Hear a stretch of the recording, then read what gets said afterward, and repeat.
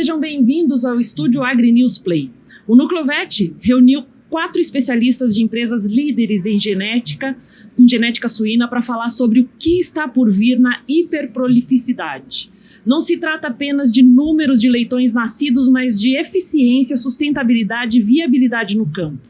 Do palco para o estúdio AgriPlay, dentro do espaço da Pig Fair, a ideia é olhar para os próximos anos e entender que mudanças genéticas, tecnológicas e de manejo serão decisivas.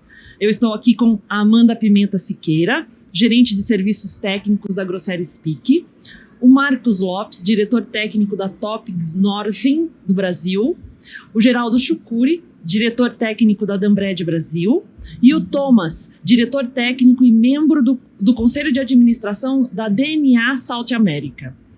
Eu vou ter uma pergunta geral e a gente tem uma ordem aqui de respostas para a gente tentar abranger esse tema que é tão amplo aqui, sem ser cansativo.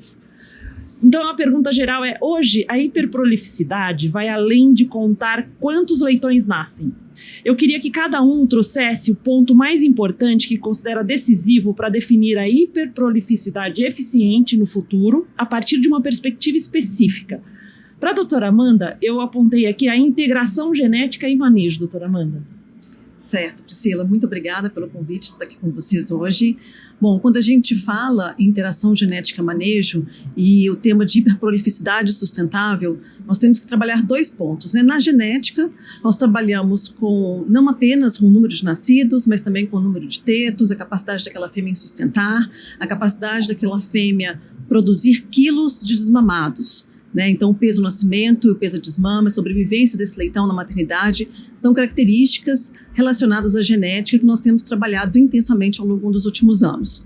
E quando nós falamos de manejo, nós temos uma gama muito grande. Então, a mensagem que eu gostaria de deixar é essa visão integrada entre ambiência, nutrição, saúde animal, instalações, para que a gente consiga explorar o máximo potencial genético.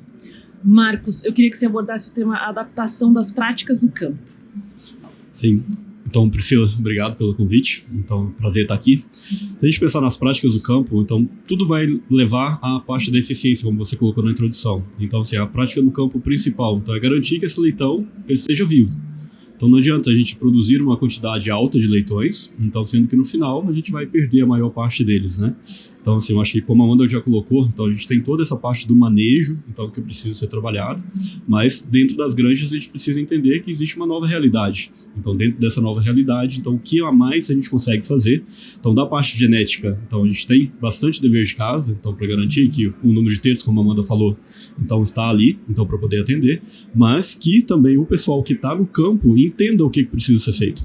Hoje, eu acho que esse é um dos maiores desafios. Então, a gente pega cada vez mais a respeito de mão de obra. Então, o Brasil já foi considerado, está sobrando mão de obra. A gente olha aqui na região de Chapecó, então, dentro dos frigoríficos, pelo menos metade dos funcionários provavelmente são imigrantes.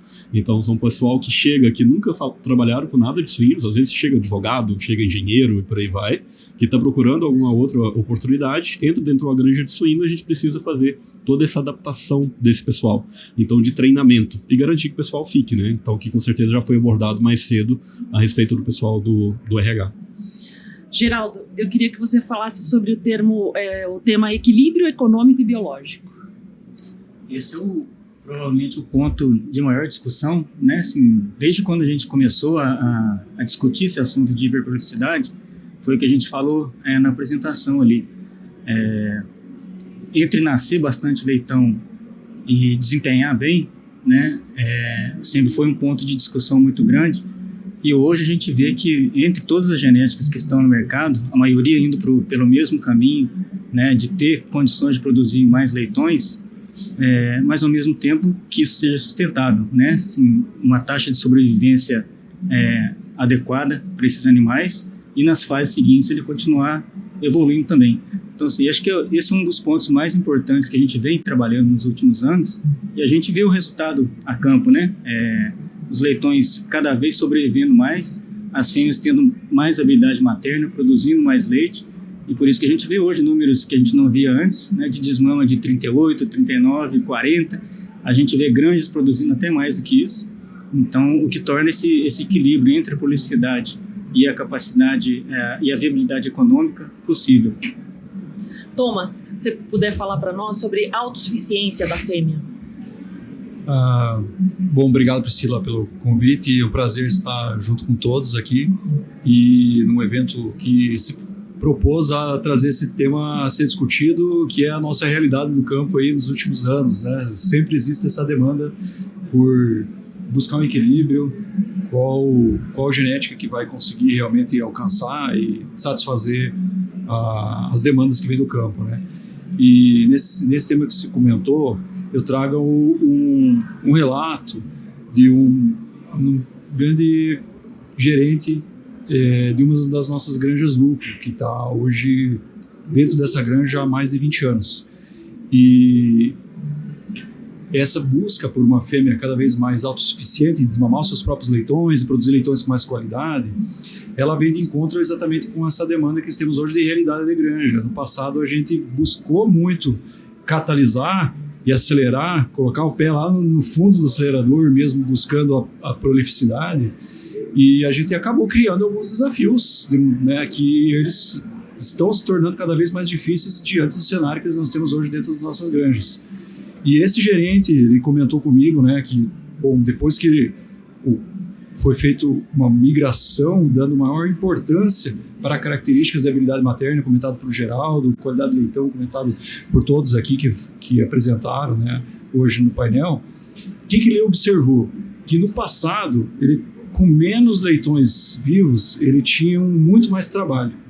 E hoje, com o passar do tempo, ano após ano, ele observa que com mais nascido ele está diminuindo cada vez mais o trabalho, e que é tudo que um gerente de granja quer diante do cenário de mão de obra que a gente está vivendo. Então, essa busca, eu acho que todas as empresas estão cada vez mais responsáveis, né? Estão cada vez mais capitaneando, né, esse entendimento, porque exatamente a gente entende que a gente tem que mais hoje resolver problemas do que simplesmente criá-los e deixar quem está lá no dia a dia da granja resolver por nós. Agora, minha pergunta é para o Marcos. Marcos, você afirma que o animal mudou e as práticas precisam mudar. Qual prática ou estrutura ainda muito defendida no campo será insustentável diante da fêmea hiperprolífica de amanhã? Eu acho que dentro desse ponto entra muito assim, a famosa frase, né? Eu sempre fiz assim. Eu acho que aqui todo mundo já deve ter ouvido isso, né? Então, quando a gente chega em alguma granja que tem um novo desafio, então que eles não tinham antes, então geralmente essa é a primeira frase. Você está falando que agora as coisas mudaram, mas eu sempre fiz assim, por quê? Então, assim, a gente saiu de uma realidade, então, que nascia 12, 13 leitões para nascer 16, 17, 18. Então, assim, essa é a nova realidade. Com isso, acaba impactando também na forma de se trabalhar. Você tinha algumas granjas que, como tinha menos leitões, você não precisava trabalhar um manejo de colostro, que ia fazer todo aquele manejo ali com a leitegada, para garantir que todos os leitões nascidos ingerissem a quantidade correta de colostro. Hoje, se você tem mais leitões, você precisa fazer isso. Então, você tem um parto cada vez mais longo, então partos durando aí 8, 9 horas. Então, se isso está acontecendo, a gente precisa garantir que os últimos leitões a nascer, eles também vão ser capazes de ingerir colostro. O colostro é o principal. Se a gente já erra ali no início com o colostro, a chance de dar errado lá na frente, ela é muito grande. Então, esse entra como um dos pontos principais, né? Então, que a gente precisa se adaptar à nova realidade, que tem uma quantidade de leitões muito maior do que a gente tinha antigamente. Outros pontos também, né, entra muito dentro dessa parte financeira do retorno. Então, que às vezes a gente sempre pensou que a gente tinha que economizar a ração. Então, só que com a fêmea, se a gente quer ter qualidade para que isso, de fato, os leitões vão ser desmamados mais pesados para estarem aptos a desenvolverem bem, então, nas próximas fases, a gente precisa investir um pouco mais também. Então, sim, fazer aquela economia de ração por si só, hoje em dia, querer que as fêmeas comam menos, a gente acaba tendo um impacto lá na frente. Então, vai ser uma fêmea que vai se doar muito. Imagina uma fêmea que está aí desmamando, tem 16 pares de tetos ali funcionais, então com 16 leitões ao pé. A quantidade de leite que vai ser produzido e a demanda energética que vai vir em cima disso, ela é muito grande. Então a gente precisa garantir que toda essa parte da alimentação ela seja adequada com quantidade e também dentro da formulação. Então não adianta a gente querer fazer da mesma forma que fazia antes, sendo que o cenário mudou. Bom, mais uma rodada geral. O potencial genético nem sempre sobrevive ao caminho até o campo. Qual é o ponto cego mais negligenciado hoje e uma solução prática para enfrentá-lo? Agora eu vou mudar um pouquinho a ordem, começando com o Thomas. Thomas, se você puder falar sobre o aspecto da adaptação de genética de núcleo para a granja comercial. Perfeito. A Amanda abordou isso também na apresentação e eu considero que o ponto cego realmente foi, por muito tempo, a gente ter imaginado que as condições que a gente vive nas granjas núcleos, elas são parecidas com as que vão ser enfrentadas depois nas granjas comerciais. Isso, por exemplo, trouxe uma consequência, citando como exemplo, em longevidade de matrizes, né?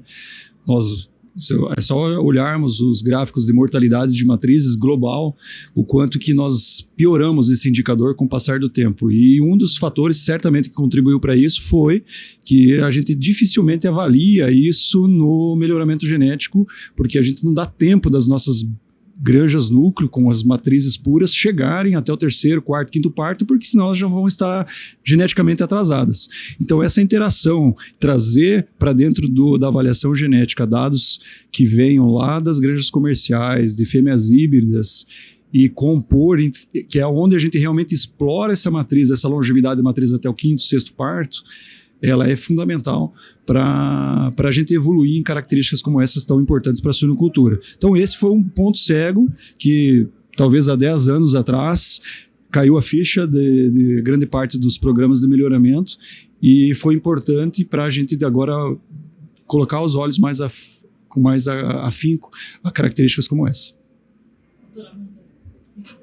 Falar sobre a questão do alinhamento com nutrição e ambiência. Certo, Priscila. Então, o ponto cego nessas duas áreas que eu vejo hoje é realmente a atualização, né? É a ambiência e a nutrição acompanharem o progresso genético. Então, hoje, todas as nossas pesquisas em nutrição, elas são feitas com base no topo da pirâmide genética, com aquela população que está hoje presente, né, a campo. Então, hoje, quando falamos de granja, no conceito de granjas elite, que nós temos aí o gap zero no Brasil, então, isso é uma necessidade urgente, né, saber realmente o que esse animal tem de requerimento nutricional. Né? E falando um pouco de ambiência, nós temos aí que aproximadamente 40% das nossas maternidades, elas são climatizadas, né? E a gente tem uma oportunidade muito grande na área da ambiência, porque uma fêmea que não está numa condição adequada, ela não vai consumir e não vai produzir leite, certo? Então a gente tem uma oportunidade muito grande em trabalhar também a ambiência e o consumo dessa fêmea na maternidade. Marcos, sobre o aspecto da capacitação de equipes e gestão. Eu acho que já entra um pouco, né, até o que a gente comentou antes, nessa mudança de perfil. Então, assim, cada vez mais, assim, digamos que o Brasil ainda existe uma certa imigração, né, para fora, mas o pessoal que está chegando aqui, então, assim, os imigrantes, então acabam que é a nova fronteira, né, que a gente precisa se adaptar. Então, acho que é o que os Estados Unidos, por exemplo, passa muito, né, então os Estados Unidos tem muitos latinos ali, falando espanhol, né, então que hoje acaba que o pessoal que é o gestor, então eles não falam a mesma língua, então, assim, como que você vai direcionar, então, que as coisas sejam feitas da maneira correta, sendo que você não está entendendo um ao outro. A nossa realidade, eu até acho que é um pouco diferente, se a gente pegar na parte dos imigrantes, que falam espanhol, pela proximidade ali do idioma, mas acaba sendo um grande desafio. E não só pensando somente nos imigrantes, né? Então, assim, foi discutido hoje, né, bastante a respeito das novas gerações. Então, o pessoal pensa diferente. Então, como que você mantém esse pessoal motivado? Como que você retém essa mão de obra depois de treinamento? Isso é extremamente difícil. E até mesmo pensando para a gente na parte de gestão das empresas de melhoramento genético, então, hoje em dia, acaba que a gente abre alguma vaga, então, independente de qual empresa seja, tem muitas vagas que a gente não consegue preencher tão rapidamente, porque são coisas que diríamos que seriam coisas básicas, por exemplo, inglês. A gente ainda não consegue, então nós estamos em 2025, então acha que isso não deveria ser mais um problema? Isso é um problema. Então, que é o pessoal que vai fazer toda essa coordenação desse processo de melhoramento genético para que isso chegue à frente. Então, todos nós aqui somos empresas multinacionais, então a gente precisa estar em contato com o que está acontecendo lá fora. Embora eu acho que hoje o Brasil tem até muito mais a ensinar, então, e é a forma que a gente trabalha dentro da empresa, do que aprender. Então, toda a nossa parte de sanidade, que é fantástica, então tudo funciona bem. Então, claro, com os nossos desafios ainda, né, que não estamos livres de tudo, mas só de estar livre de peers, de PED, por aí vai, então tudo isso já facilita bastante.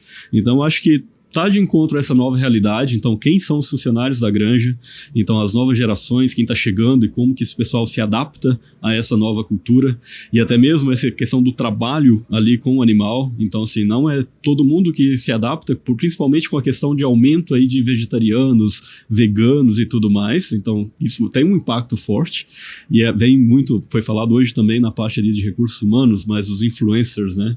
E aí vem um influencer que fala qualquer coisa ali, então que todo mundo toma como verdade, e isso vai e tem um impacto bastante grande com a gente também.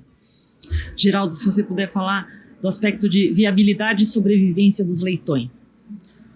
Nesse aspecto, como a gente falou agora há pouco, né, é um dos pontos mais importantes para esse equilíbrio, né, porque no começo da apresentação a gente falou que quando a gente tinha uma competição saudável, obviamente, mas entre pequeno número ou baixo número de nascidos e alto número de nascidos, a gente sempre ouviu, essas leitegadas maiores vão ter mais leitões de baixa viabilidade, vão ter, naquela época tinha muito sobre crescimento intrauterino retardado, hoje é uma coisa que a gente não comenta e não discute tanto mais assim, mas o melhoramento genético trabalhou muito ao longo do tempo para isso, né, para a gente conseguir obter esses resultados. Hoje, entre nós todos aqui, a gente aumentou lá 5, 6 leitões em relação ao passado e a taxa de sobrevivência caiu, né, como foi mostrado por nós todos ali nas apresentações. Então, isso sim traz a viabilidade econômica. Não adianta nada a gente aumentar o número de leitões nascidos se eu não consigo sequer desmamar esses animais. Então, acho que hoje a gente se encontra numa posição privilegiada, sabe? Tendo uma perspectiva muito boa de garantir que a hiperprolificidade também traga eficiência em termos de mortalidade e nas fases seguintes em desempenho também. Geraldo, a outra pergunta é para você, já que a gente já emenda. Em que momento a busca por mais nascidos deixa de trazer retorno econômico e começa a comprometer qualidade e bem-estar? E qual indicador sinaliza que essa linha foi ultrapassada? Eu acho que o indicador vai ser justamente esse, né? Se tu não consegue desmamar os leitões que tu está fazendo nascer vivo, seria um indicador, sim, que acende um alarme ali. Mas eu acredito que a perspectiva que a gente tem ainda hoje de evoluir mais nesse sentido, ela existe, né? As empresas agora, já há algum tempo, com a aplicação do melhoramento genômico também, com a utilização da genômica, a gente consegue uma exatidão maior do que a gente tinha antes. Então, quando a gente fala em termos de ponderar melhor os índices de seleção para a sobrevivência, a gente realmente tem uma acurácia muito grande nisso. E isso promove uma realidade prática em relação à sobrevivência dos animais que a gente observa no campo, né? Então, assim, está funcionando bem dessa forma e eu acredito que a tendência ainda é melhorar um pouco mais.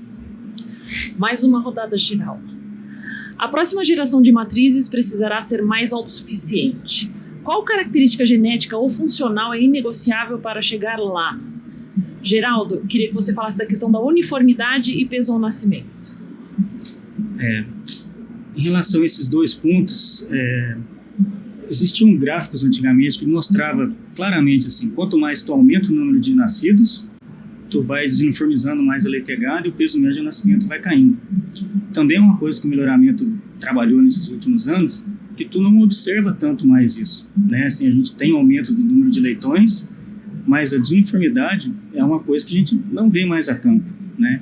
E era relativamente comum tu ter lá 20, 25% de leitões BV, de baixa viabilidade. Hoje a gente vê um percentual muito mais baixo disso e os que existem ainda têm mais viabilidade para sobreviver. Então, é isso que a gente tem observado a campo hoje. Thomas, resistência e independência de estrutura. Eu comentei bastante sobre isso na apresentação e aqui já também, né? Quão importante é a gente entender o desafio que hoje nós temos dentro das granjas e moldar a nossa fêmea do futuro para atender essas condições, né? Não podemos esperar que nós teremos as mesmas quantidades de funcionários que nós temos hoje, com as mesmas qualidades, né? Para desenvolver trabalhos básicos ali que são necessários nos primeiros dias, principalmente de vida dos leitões. Então, habilidade materna das matrizes e principalmente, reforço que o Geraldo comentou aqui, foco em peso ao nascimento. Vai ser fundamental para a autossuficiência da fêmea. O que nós entendemos como autossuficiência da fêmea? Ela conseguir desmamar o máximo possível de leitões que ela mesma gerou, né? E para isso, a qualidade desse leitão ao nascimento está cada vez mais demonstrando que tem um papel fundamental, né? Porque são leitões que, quando nascem mais ativos, mais vigorosos, mais pesados, realmente eles conseguem estimular propriamente os tetos das matrizes, eles necessitam de menos aporte de atenção das pessoas, e isso que a gente acredita que vai ser o grande passo da suinocultura nos próximos 5, 10 anos. Doutora Amanda, habilidade materna e suporte à leitegada. Bom, Priscila, quando a gente pensa em autossuficiência, a gente pode falar de várias características, né? Mas falando especificamente de habilidade materna e suporte à leitegada, o número de tetos viáveis, ele é um indicador que nós temos trabalhado ao longo dos anos. Nós saímos aí de um pouco mais de 50% da população apresentando mais de 16 tetos para mais de 70% dessa população. Hoje, multiplicadores de linha materna chegando a mais de 95% da população com mais de 16 tetos. E, além disso, nós temos também vários trabalhos do comportamento animal. A fêmea, hoje, só o número de tetos não garante, na verdade, que aquela fêmea vai ser uma boa mãe, né? Então, nós temos trabalhos hoje com o uso de câmeras para poder estimar o comportamento materno daquela fêmea, né? O comportamento, a habilidade materna daquela fêmea, para que ela consiga dar um suporte adequado naquele leitão na maternidade. Marcos, longevidade produtiva. Dentro da longevidade, então, dos grandes pontos é garantir condição corporal desse animal, né? Então, já vem unindo com outros pontos anteriores, né? Então, do tipo de ração, qual a formulação que está sendo fornecido, qual o manejo, então, ali, o tipo de raçoamento também que vem. Então, acho que esse é um dos pontos, né? Então, se você chega com uma fêmea, principalmente uma rãs, então, as primíparas, então, se você chega com uma fêmea que vai se desgastar demais durante aquele primeiro parto, ou as multíparas também, então durante o parto vai ter uma perda então de condição corporal muito grande, acima aí dos 9, 12%, então você acaba comprometendo a próxima leitegada e também até a mesma longevidade desse animal. Então a gente precisa garantir que esse animal de fato tenha condição corporal para poder estar apto a uma próxima leitegada, porque pode ser até uma decisão, você vai ver aquele animal que está numa situação tão ruim que vai ser um dos motivos de descarte, então a condição corporal daquele animal. E vai acabar se ferindo também, né? Então muitas vezes a gente vê muitas lesões ali de escápula, então esses animais que acabam se debilitando um pouco mais. E quando a gente pega dentro disso, até na palestra a gente trouxe um exemplo, né? Então da parte de osteocondrose. A osteocondrose vai ser um dos aspectos, então, que pode causar esse problema de aparelho locomotor. Então que a fêmea vai ter ali claudicação, que vai ter problemas de se locomover. Então de algumas vezes nem se levantar mais ali da baia ou da gaiola que tiver, porque é de tanta dor, então, que está sentindo. Então, hoje a gente consegue usar tecnologias como a parte da tomografia computadorizada, que você vai medir isso de fato ali nos candidatos à seleção, identificar aquelas famílias que têm uma menor probabilidade de desenvolver esse problema, e aí você consegue fazer toda a parte da seleção. Então, você não precisa fazer isso assim em todos os lugares. Então, a gente tem os centros específicos, né? Então, Canadá, Noruega, que isso é feito. Então, de lá vão vir os reprodutores que a gente vai utilizar aqui no Brasil, por exemplo, e por meio da genômica você consegue fazer essa associação do DNA desses animais que estão nascendo aqui no Brasil, então com o DNA e o fenótipo que é observado lá fora. Então, tudo isso, usando tecnologia, a gente tem maior probabilidade de aumentar essa longevidade produtiva da fêmea. Thomas, você fala muito sobre reduzir dependência de estrutura e mão de obra. Qual avanço genético, se implementado amanhã, teria o maior impacto, mesmo que ainda não seja realidade no mercado? Bom, já comentamos bastante sobre isso e eu reforço que se eu pudesse hoje escolher um ponto, assim, com o cenário que nós estamos vivendo, é exatamente peso ao nascimento. A gente vê com os olhos, né, quando a gente visita a granja, o quão traz de independência para a granja, de funcionários, de estrutura, quando a gente está com uma leitegada numerosa, 16, 17 leitões, e ela nasce com um peso superior a 1,6 kg, 1,650 kg, que acontece isso já hoje em dia, né? Em qualquer genética existem essas fêmeas, né? E isso é um ponto, assim, de todos que a gente comentou, todos são importantes, mas se eu for colocar, assim, 80-20, né, de características que proporcionam independência para a matriz e para a granja, eu colocaria peso ao nascimento como um fator indiscutivelmente que nunca mais pode andar separado da prolificidade, que aconteceu isso no passado, né? Até o Geraldo citou, se você pegar os trabalhos que vinha, que a cada leitão a mais que nascia nos plantéis mundiais puros, né, a gente perdia 37 gramas de peso ao nascimento médio dos leitões, né? E isso aconteceu, trouxe bastante desafios para a suinocultura que estão sendo enfrentados e certamente nunca mais podem ser repetidos, né? E acho que todas as empresas, todos os programas que existem no mundo concordam, né, que são dois fatores que não precisam mais ser dissociados, que temos ferramentas, metodologias para sempre trabalhar elas ao mesmo tempo. Lógico, não com a mesma velocidade.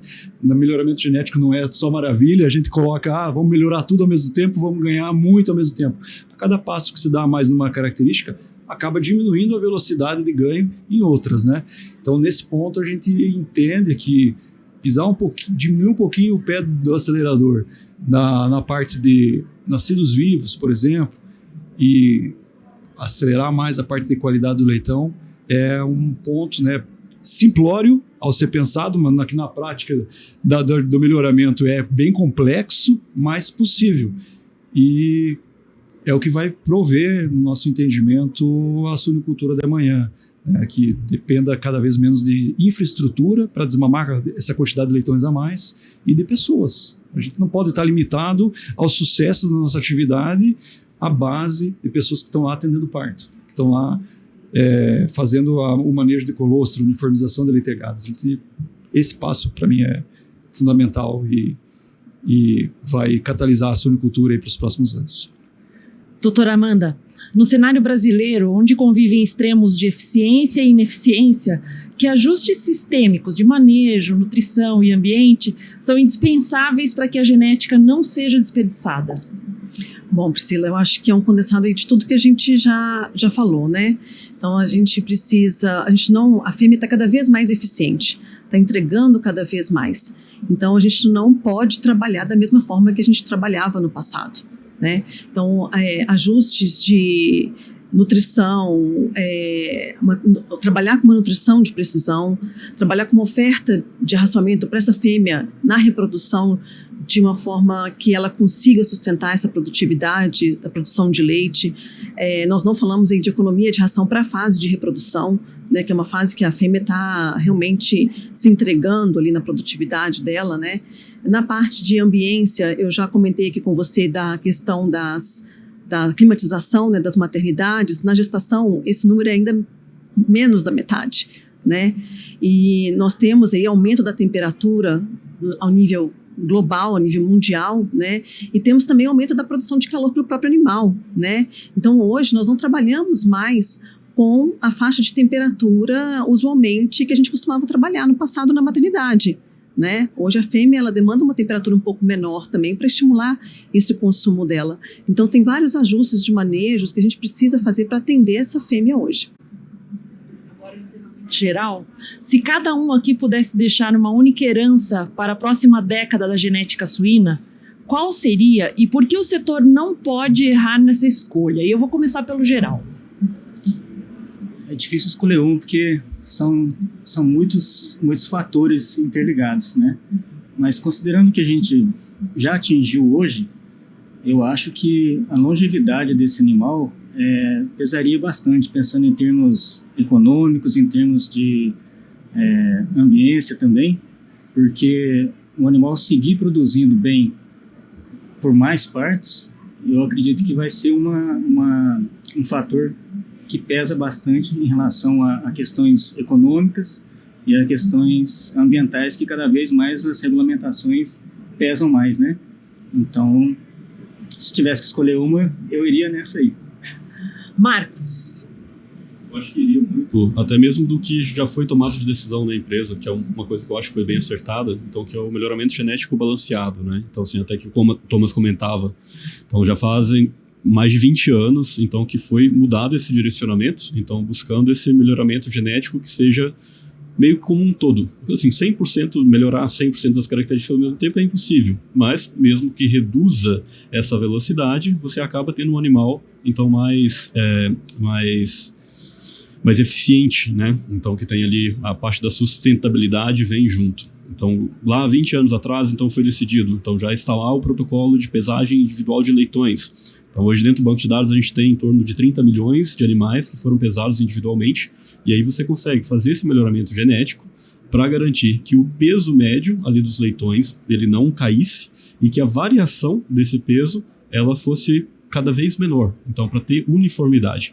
E isso trouxe o resultado. Então hoje a gente vê que são leitegadas cada vez maiores, então sem essa perda então, do peso ao nascimento. Aumentar o peso ao nascimento é sempre muito mais complicado, então, mas pelo menos manter essa uniformidade. Então acho que isso foi um ponto do passado, então que já foi feito, então aos seus 20 anos aí, e ainda vai ser o que vai continuar. Então vão vir novas características, né, para poder ser acopladas a esse melhoramento genético balanceado, mas esse seria o grande ponto aí que não pode ser esquecido. Thomas, sua vez. Bom, eu reforço o que a gente comentou já, se eu pudesse, assim, a pergunta é sobre a herança que nós vamos fazer para a futura. A herança que eu entendo já está sendo plantada, né? Tudo que a gente fala a nível de melhoramento genético, a gente sempre está pensando assim, há 4, 5 anos para frente, né? E eu espero que até lá eu já esteja aposentado, daqui uns 4, 5 anos, antes de eu ser Geraldo, que esteve comigo lá no início da minha carreira, né? Você está firme e forte e eu já estou pensando em me aposentar. Mas, tirando brincadeiras à parte, então essa herança da autossuficiência da matriz, que ela é puxada pela independência do leitão, ela que eu coloco assim como top 1 da busca para a suinocultura da manhã, né? Então, só reforço mais uma vez aí, eu acho que todo mundo abordou muito bem esse foco, e é bom saber que está todo mundo na mesma página, tendo com o mesmo objetivo, né? Entendendo a suinocultura. Por vezes a gente colocou o problema um pouco do campo para eles resolver, e agora a genética no melhoramento a gente está olhando para dentro de casa, fala, bom, agora nós temos que ser um suporte da realidade que nós temos no campo, de estrutura e de pessoas. E essa é a herança que eu vejo, né? As genéticas provendo mais soluções do que desafios, né? Nesse sentido da prolificidade. Doutora Amanda. Bom, Priscila, a herança é uma genética sustentável e economicamente rentável. Sustentável no termo de balanço, né, no equilíbrio das características produtivas, e economicamente rentável, que é aquela genética que realmente foque naquilo que traz benefício econômico e sustentável para a cadeia de produção. Então, trabalhamos aí peso, nascimento, sobrevivência desse animal, quilos de desmamados, quilos de carne produzida por matriz instalada. Então, a genética realmente tem que ser uma genética sustentável e também focada na rentabilidade do produtor para ter essa continuidade aí da produção na suinocultura, né? E também uma genética que tenha autossuficiência na sua produção, porque nós falamos aí, nós vivemos num mundo globalizado, né? E nós temos aí riscos sanitários frequentes, né? Então, uma genética que tenha no solo nacional a sua própria produção, né? Sua própria capacidade de produção, isso também é extremamente importante. Eu queria agradecer a vocês, foi um quebra-cabeça interessante de montar essa pauta aqui, de maneira a manter um equilíbrio, mas agora eu vou deixar vocês curtirem, cada um falar uma mensagem final do que gostaria de deixar para o nosso público. Vou seguir a ordem anti-horária, anti-horária, agora até o... Não é anti-horária, então. Geraldo, por favor. Bom, a gente fica muito feliz em ver, né, em como após 27 anos aí trabalhando até agora no campo, como o melhoramento genético tem contribuído, né, para a suinocultura, para uma produção sustentável, economicamente mais viável, e como a cada ano a gente vê uma evolução, e melhor ainda, né, da gente ter uma expectativa de ter melhores resultados, ser mais econômico, de sobreviver mais leitão, né, e produzir melhor. Então, eu acho que a satisfação de trabalhar com melhoramento genético é ver esse resultado a campo. Então, a mensagem seria essa, de todas as empresas que estão no campo estarem com um objetivo muito parecido, né, focado naquilo que é bom para o produtor, para as agroindústrias e para a suinicultura de forma geral. Thomas. Eu divido também com o Geraldo a felicidade, né? Lá atrás, quando a gente começou a vida profissional, a gente optou por esse caminho da genética, todo mundo que está aqui, e eu acho que todo mundo é super feliz, né, por essa decisão, exatamente por isso que o Geraldo comentou. A gente vê a evolução aos olhos nus, né?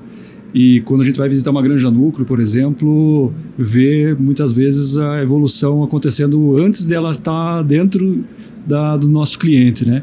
E então a gente já sabe o que vai acontecer no cliente, e isso é muito prazeroso. Então, essa é uma mensagem final. Também queria agradecer. Nós trouxemos aqui 4 concorrentes nesse painel, e eu acho que a gente foi muito maduro, né, em discutir assuntos que a gente poderia ter conduzido de uma forma diferente, depreciando outras empresas, né, e pelo contrário, né, acho que serviu para o público entender também o quanto estão sendo complementares, que as ideias estão convergindo com o único objetivo de buscar o bem da suinicultura brasileira. Então, agradecer a oportunidade, agradecer os colegas e desejar sorte para todos. Afinal de contas, existem clientes para todos, e a genética é muito apedrejada no dia a dia, né? A gente fala das coisas boas, mas quando a gente sai para o campo também, a gente leva bastante pancada, né? Então, nesse sentido, a nossa vida é dura, mas no final o saldo é muito positivo ao ver a evolução que a gente vem acompanhando ano a ano da suinocultura como um todo. Bom, muito obrigado. Marcos. Agradeço primeiramente o convite, né, e a quem tirou um pouquinho de tempo aí para ouvir o que a gente tinha para discutir, pegando um gancho, né, no que o Thomas falou. Assim, nós somos empresas concorrentes, óbvio, mas todo mundo tem esse objetivo, que é o melhor resultado do seu cliente, né? Então, assim, e nos bastidores cada um trabalha a sua estratégia.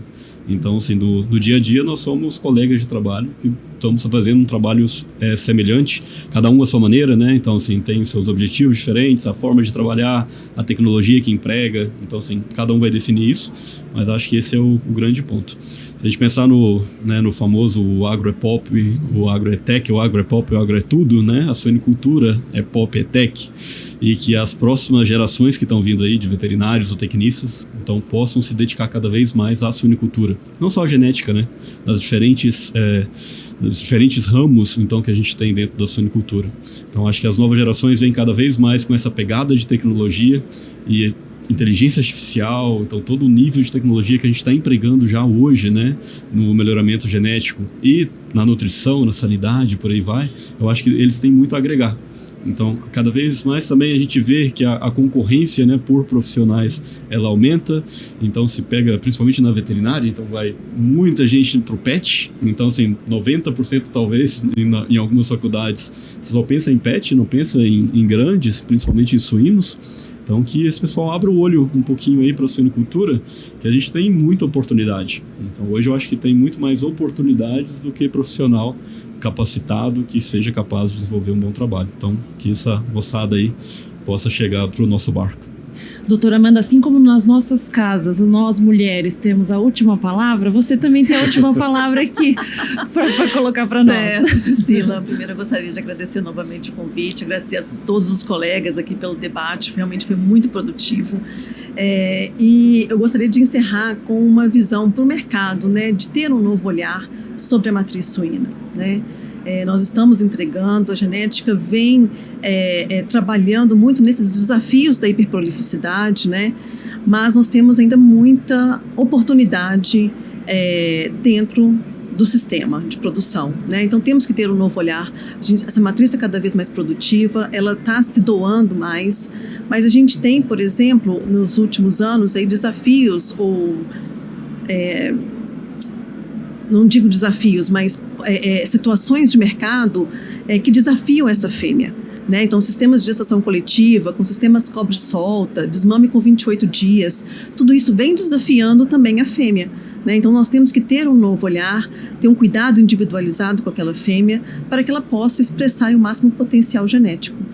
Eu agradeço vocês, eu confesso assim que eu achei um painel muito ousado, né, por parte do Núcleo Vet, essa organização. Agora